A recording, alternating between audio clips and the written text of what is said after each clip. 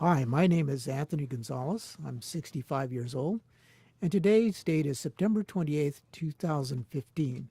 We're located in Sacramento, California, and the relationship to my partner is he's a friend and colleague. My name is Steve Willis. I'm 72 years old. Today's date is September the 28th, 2015. We're in Sacramento, California, and yeah, we are friends and colleagues. Steve, the reason we want to be here this morning is because I believe it important to remember those Americans who serve our country today. And I am speaking with you, Steve Willis, a friend and colleague, to discuss your tour in Vietnam as an Army helicopter pilot. And I thought we'd start with this really nice narrative that you emailed me. And it begins with how you were first informed that you were drafted at San Jose State. Well, I was attending San Jose State on apparently what was the 7-year plan, and I had changed my major 3 times. I wanted to be a physician, then I wanted to have chemistry as my major, and finally I found microbiology. And when I found microbiology, I was extremely excited about it, and I was going to complete my degree at San Jose State in 1967, and I got a draft notice. And they wanted me to come before I would complete my degree. So I immediately went to the local draft board to plead my case. And what I ended up doing was I agreed to take a deferred enlistment, which would mean that I would go in October, which would allow me to complete my coursework and graduate. And then I did that. I got to finish my degree, and I wasn't really excited because I'd signed up for longer than the draft term would have been, but I thought I could control my own destiny that way. Before we actually get into your tour in Vietnam, let's start with where you are today. Tell us a little bit about your family. I know you have grandkids, and I know you have some. Your kids are you're very proud of them, and what you've been doing so far as in work. So Okay. Uh, well, when I got out of the service, I lived in San Jose, and I thought that I probably wanted to do something with my degree, and I went back to San Jose State to work on a master's degree. Didn't work for me. I had no idea what a public health microbiologist was, and I went to one of my old teachers, hematology teacher, Betty Walker, and I said, "What do I do with this degree? I don't want to do what I'm doing now. I have this wonderful degree in microbiology. What do you do with it?" She suggested that I go to Fresno. I lived in San Jose at the time. Go to Fresno and see whether or not they were accepting people for training as a public health microbiologist, something I've never heard of, and as you and I both know, people still don't know who public health microbiologists are or what we do. So I went over there, I interviewed, and I actually got the job. And I met my wife there, and fast forward 41 years, I'm retired, semi-retired, although I'm still laboratory director for San Joaquin County Public Health Laboratory in Stockton, and I'm also the Public Health Laboratory Director for Stanislaus County Public Health in Modesto.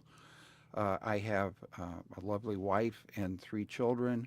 I have a son that is 38 who has had 3 kidney transplants, incidentally, and is doing quite well. And they have 2 children and a third on the way. My daughter, who lives 6 blocks from them in Martinez, is a doctor, a physician who at 4 years old said, "I want to be a pediatrician, and she became a pediatrician. So they have two boys. And then I have a son, Scott, who donated the last kidney to my son, who he's now had that kidney for 14 years and is doing quite well. Never was old enough to do it in the first place. I had kidney stones and couldn't, broke my heart, but it got taken care of. And they live in Stockton, about a mile from us, and my wife and I take care of the granddaughters 3 days a week. And like I say, I'm still working at the public health laboratories.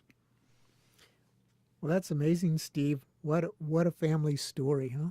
It is. And so now we're going back in time. We're going to you're drafted. You made the commitment to go to basic training with the Army and advanced infantry training and OCS, Officer Candidate School. So what was it like at basic training? And that, I understand, was at Fort Dix, New Jersey. Yes, you would think that someone from California would not be sent across country in October to spend some winter months in lovely New Jersey. Actually, Fort Dix is about 20 miles from Mount Vernon, and it was extremely cold in the wintertime.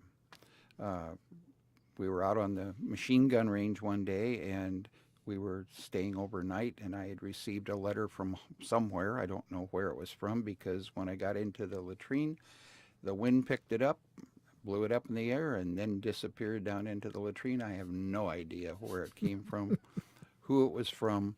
I just remembered I was upset because I was lonely and cold and didn't even know who cared enough to say something to me. Anyway, I was there for a total of 16 weeks. Then I had applied to go to Officer Candidate School in Fort Benning, Georgia, and that's where I would spend the next 6 months. And when I got to Fort Benning and OCS, it was everything that I had feared it to be. It was harassment, it was physical testing, it was mental testing, it was everything that they were trying to do to put you as an officer in the United States Army and prepare you to head over to Vietnam. And at the time I was going to graduate, which was August of 1968, if you'll recall, maybe you don't, but back in February of 68, the Tet Offensive in Vietnam took place all over the country. Many, many, many lives were lost. Many attacks had been made.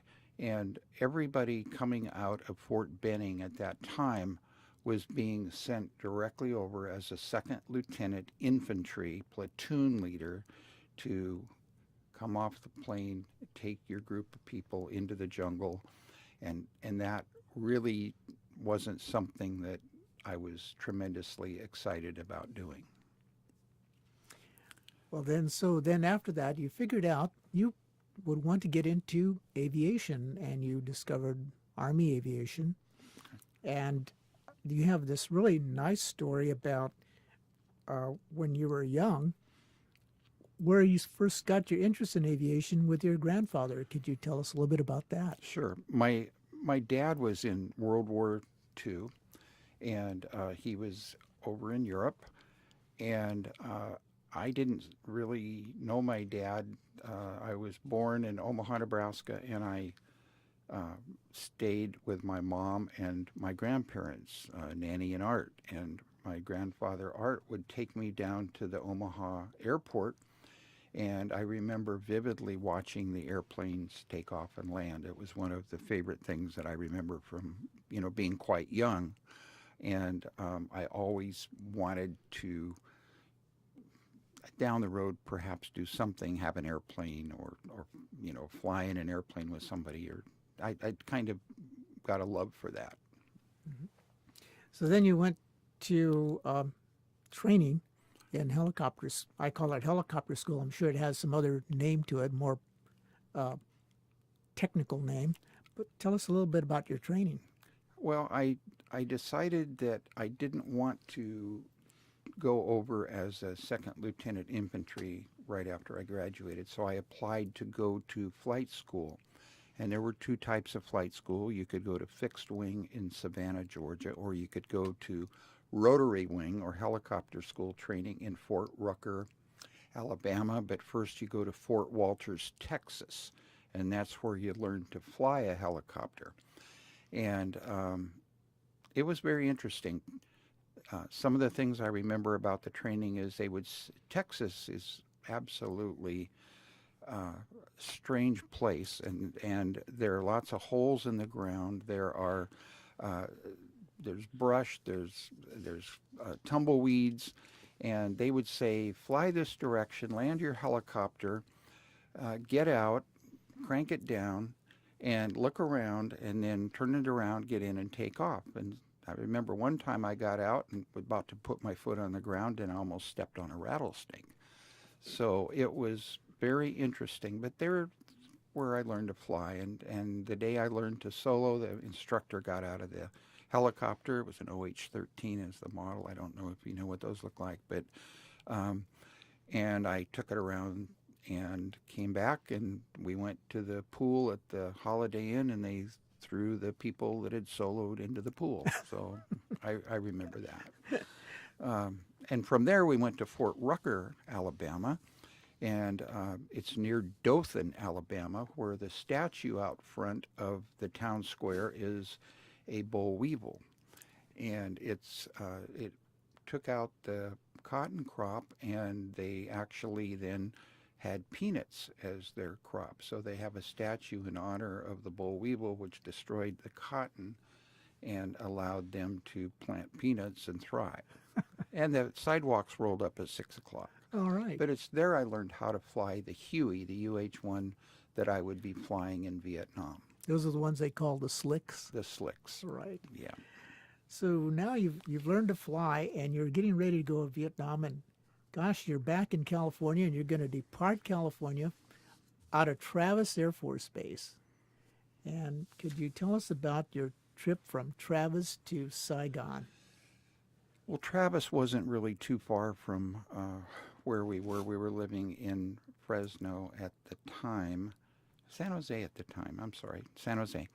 And we drove up to Travis Air Force Base, and I was looking for a military plane to take us, and it wasn't. It was a commercial airliner with stewardesses, and very nice. We were all in our Army fatigues, and we flew and flew and flew.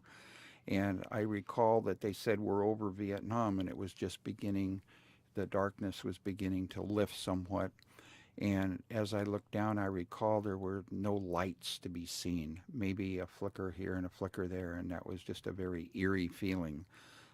We landed in Saigon, and as we came to a stop, they rushed us off of the plane, very hurriedly took us off the plane, and that plane was being refueled at the time. They turned it around, and they were gone. They didn't want to spend any more time on the ground than they had to. One of the things I recall was the air was horribly humid. It was hot, and it smelled terrible. There was a horrible odor of burning feces that permeated my brain, and I can still come up with that if I can't control myself. But it just was terrible, and it's something that you just didn't get used to. It was just a totally different place to be. Well, Steve, could you now tell us a little bit about some of your first missions? And you have some really interesting ones, bringing soldiers in and out of combat areas. And if you could talk a little bit about that up to Christmas time, and the Larry Zonka thing, the Larry Zonka flight, and your shoot down, that would be really interesting. Well, first of all, we were in Long Binh, and I was waiting to be assigned to the different parts of Vietnam. There's 4 corps in Vietnam, and I was up near Da Nang in a place called Chu Lai. Chu Lai was a a base that was about 30 miles south of Da Nang, which was a seaport city up north. I believe it was in Tukor.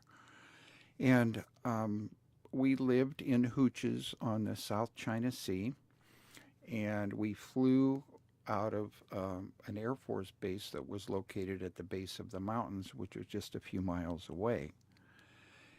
And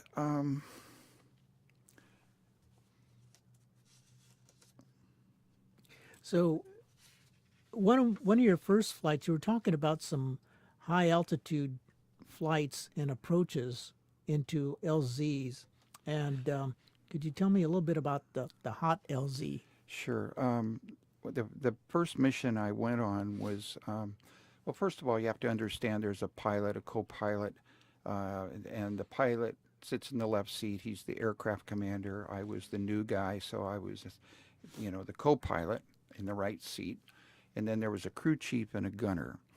And we were going to insert some troops into a landing zone.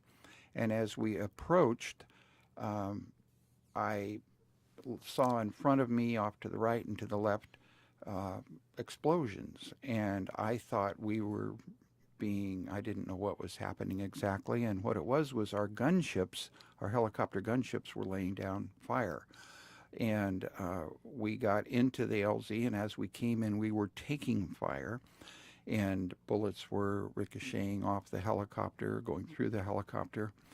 And we came up and dropped our troops off, got out, and as we were leaving, one of the helicopters was hit.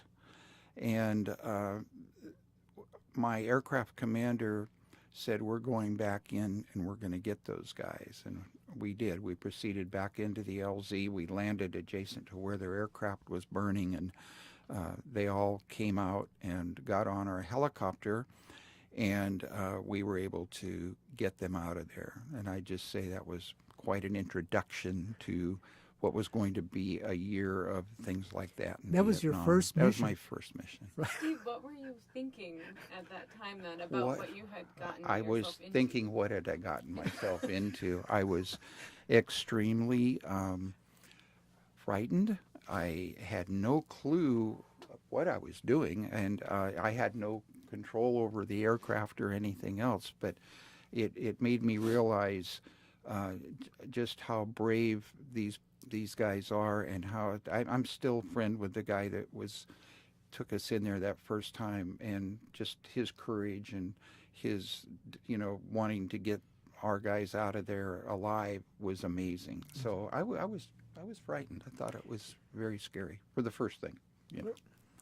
So the other interesting thing that we had talked about was the Christmas you spent in Vietnam. I spent one Christmas there. You're there a year, so I remember getting cards from my sister's my sister was a teacher, and I got cards from her third grade class. And as I opened every one of them, I know I cried when I saw every one of them, because they thanked me for fighting for their freedom. They thanked me for being over there away from my family. And it was a very heartwarming, very, very moving experience. I also got my grandmother, Nanny, who I lived with, Nanny and Art. She sent me her homemade chocolate chip cookies, which I shared with everybody. And I can still smell them and taste them to this day. But I also remember a story about 24 chocolate chip cookies that were... That was when I was in OCS. Oh, okay. When I was in OCS, you're not supposed to get chocolate chip cookies or anything else. We called it pogie. And I sat out in front of the commanding officer's office and ate 24 chocolate chip cookies at one sitting. I still like them to this day, but at that point, no. So now you're doing these missions into hot LZs. You're eating chocolate chip cookies and reading cards from your sister's third grade class. But you also mentioned two situations that seem really interesting. I guess to follow up with chocolate chip cookies, there's the donut dollies, and then Larry Zonka. Could you tell us Sure. a little bit about that? The donut dollies were women that came over sponsored by the Red Cross, and they would just go out and cheer up the troops. They would put on little shows or whatever, and one of the missions I got one day was to fly them around from fire base to fire base, and that was fun. That was very nice.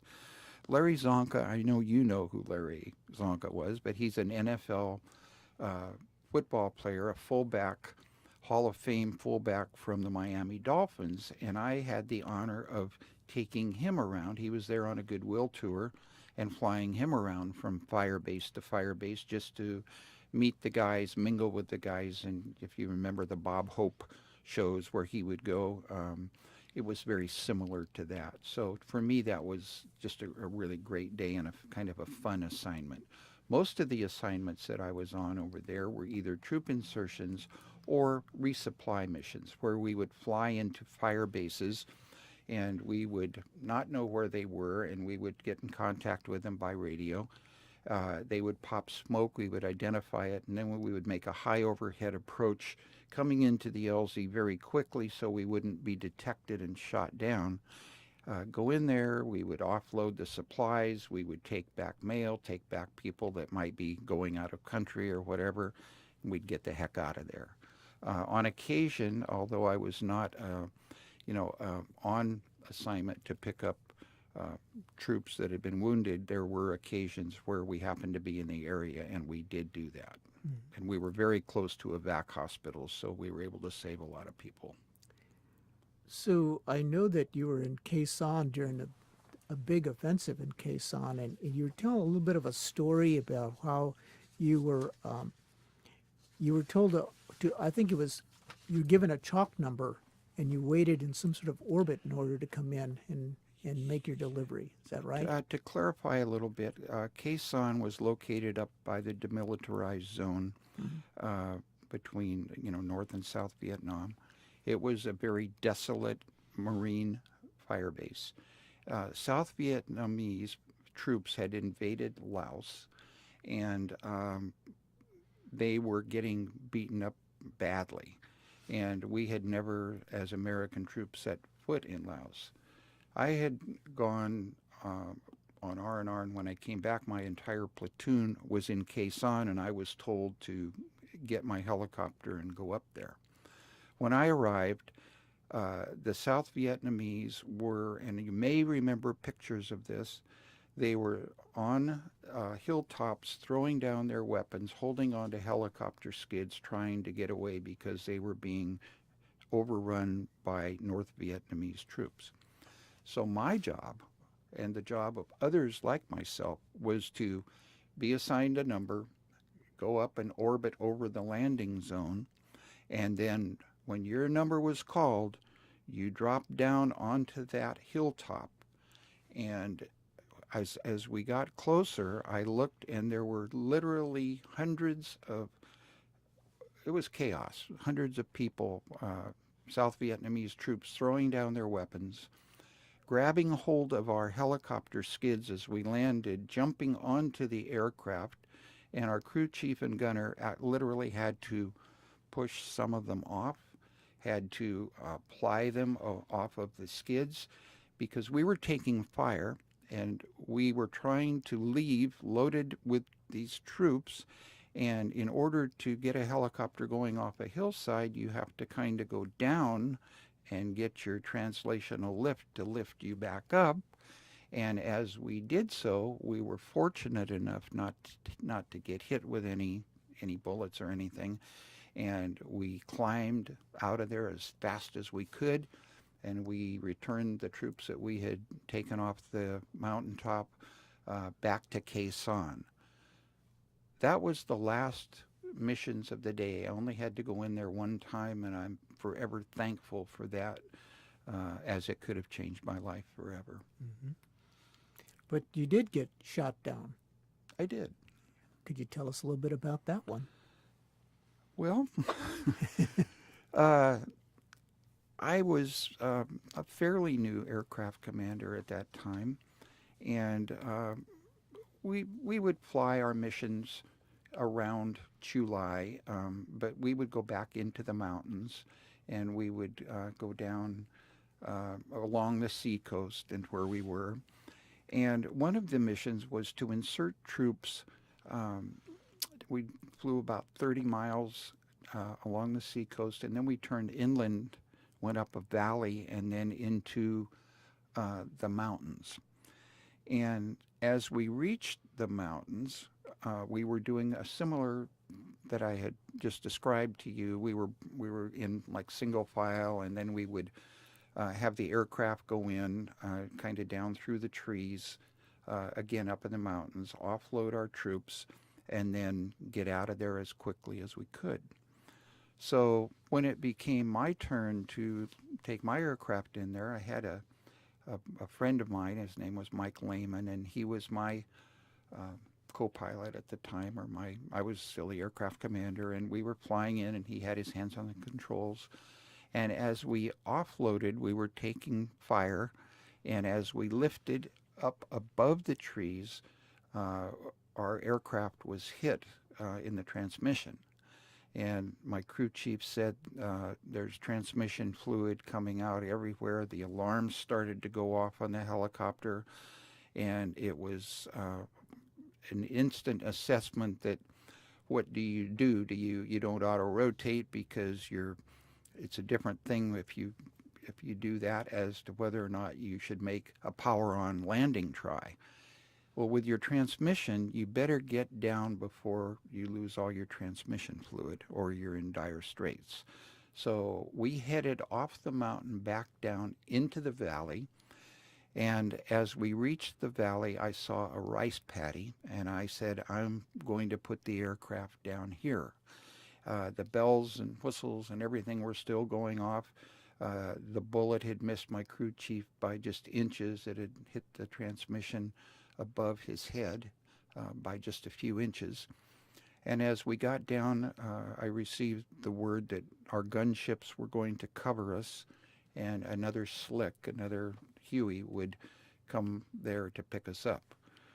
So we got into the landing zone. Nothing happened. We didn't crash. We landed smoothly. I shut down the aircraft. And once the rotor blades stopped moving, and that's another thing you had to watch out for, is that, if you're tilted or something, you could get out and be struck and killed. And one of my good friends over there, that happened to. But not this time. This time we unplugged and disconnected all the radios, and our other rescue aircraft had come down beside us. And we were running across the rice paddy, and I decided I needed to take out my gun. I don't know why, but I did. I took out my .38, and I was running across toward the other rescue aircraft, and everybody was yelling for Captain Willis to put away your gun. We've got you covered. So I put it back in my holster. We got on the helicopter that rescued us and flew safely away. The gunships were still orbiting around, and they returned us to Chulai, which was, I don't know, maybe another 40-minute flight. When we got back to the ground, my commanding officer said that he would gladly find another aircraft for me to take and go back out. And I said, no, thank you. I'm going to... I said we lived on the South China Sea there, and I said I'm going to go to the beach and spend the rest of the day reflecting on what happened. And that's what I did. I had mentioned my friend Mike Lehman, who was Right. My co-pilot that day, and I have a story about him. I left before he did and went back to the States, and when I went back to the infantry school at Fort Benning, where I was basically infantry, and I taught there. I taught different subjects. Well, Mike and I had not seen each other for many, many, many years, and we got in contact somehow, and he was going to attend a reunion of Vietnam Helicopter Pilot Association members in San Francisco. And so I asked my wife if she would like to go to that with me, and she said, of course. So this reunion was just, I didn't quite know what to make of it, because he and I had shared an experience that the two of us would never, ever, ever forget. And when we saw each other, we looked at each other, we hugged each other, and we cried, and then we backed off, and we carried on our life like normal people. But it was just a very important thing, and it meant so much, and we still are very close to them. They live in Kansas. He retired from the Army, and recently we picked them up in San Francisco and took them to Monterey for the day. So these are lifelong friendships and you've shared something that probably nobody else ever has, at least in that kind of situation. So now you've finished your tour, you're on a plane, you're coming back to Travis Air Force Base. Could you tell us what was going through your mind as you're flying back and what you were told when you landed? When we took off from Saigon, that's another thing. To leave country, I had to fly from Da Nang via C-130 into Saigon and then catch the aircraft that bring us back. Well, I had to fly with somebody else flying a helicopter to get me to Da Nang from Chu Lai. I was scared to death. I thought, I've flown this whole year, and I'm relying on somebody else to fly me to get me out of the country after I've been there a whole year and I've survived everything I've been through. Anyway, we got there. We took a C-130 down to Saigon, and I remember seeing that plane. Again, it was a commercial airliner. Stewardesses, it's home. You see it sitting there on the runway, and it's like you're going to go home. Mm-hmm. And as we all got on the aircraft and we rolled out and we took off, it was the loudest cheer that I've ever heard in my life. Yeah. People clapping, people yelling. It was extremely exciting to lift off and know that I knew that I would never be back there. And we flew on to, and excuse me one sec. I remember flying, and we came in over the Golden Gate, or just by the Golden Gate where you could see it. Been a year since I'd seen that. Been through so much, and I was pretty nostalgic and excited to, get back home. And as we landed at Travis Air Force Base and got off, we were told that we would not be going through the normal route to get out because of the protesters, and that we would be bussed out and go a different way. And that was okay. That was fine. I guess I hadn't realized all the protesting and everything that was going on.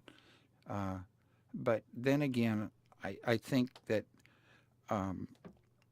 one of the things that America stands for is people have the right to protest.